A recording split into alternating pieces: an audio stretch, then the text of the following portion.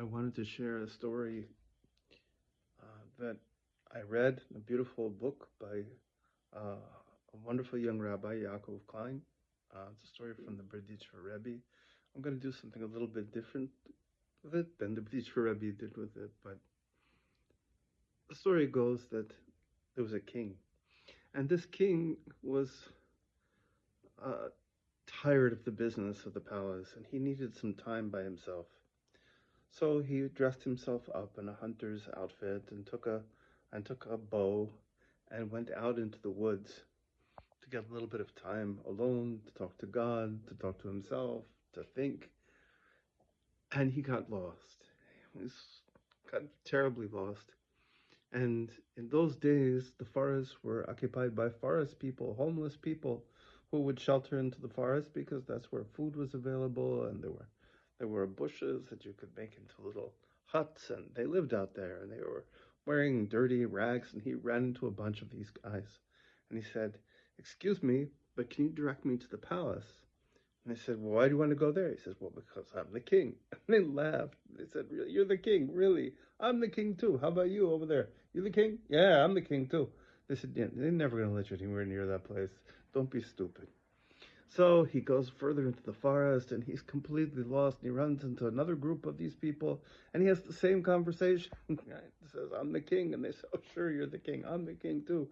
So this keeps going on. Finally, he runs into a guy and he sees this guy and he doesn't even want to try anymore. But the guy walks up to him and he says, "Has anybody ever told you that you look like the king?" And he says, "Yes, I am the king." The guy looks at me and says, "It's weird, but somehow or another I believe you. I, it's very strange that you should be here dressed in a hunter's outfit in the middle of nowhere, but I believe you." And so he said, "Can you take me to the palace?" He said, "Yes, I'll show you where it is." So he goes and he takes him to the palace, and immediately the guards recognize the king and they let him in. And as they're walking, the two men are talking and they find that they have a lot in common and they really like each other. And so when the king arrives, he tells the forest man, he says, "Listen, I want you to stay here. I want you to be one of my top advisors. I want you to be with me always."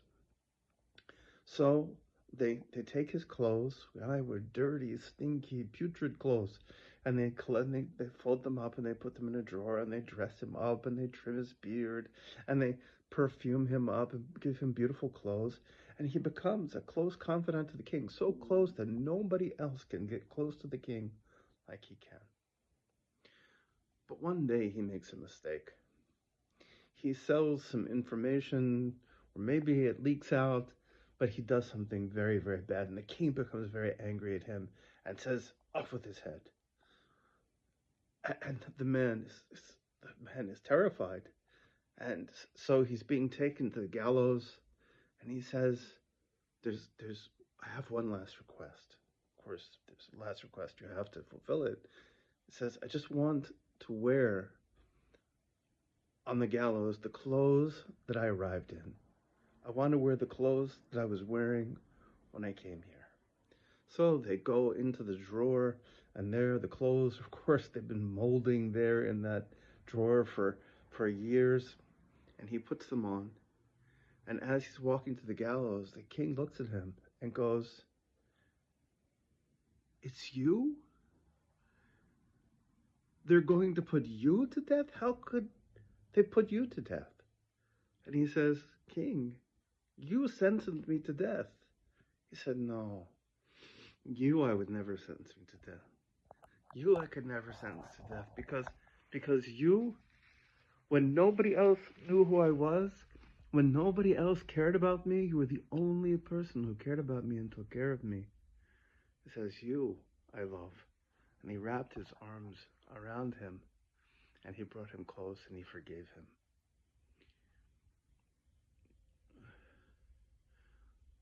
When we appear to God with our fancy clothes, when we try to be better than we are, when we try to pretend that we're something we're not, then maybe, then maybe God can punish us. But if we show up as we really are, if we show up in our dirty clothes and we say, this is who we are, we're not better, right? Very often we think that we're better than we are.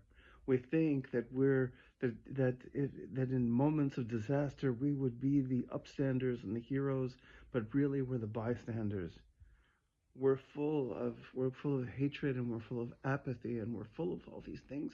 But if we show up and we say, at least we know you're king, and we're not ashamed for you to see us as we really are. And if we're able to do that, we can be forgiven. But if we're able to do that, we're also able to elevate ourselves to become to, be, to become those somebody who deserves those beautiful clothes, somebody who deserves to be close to the king.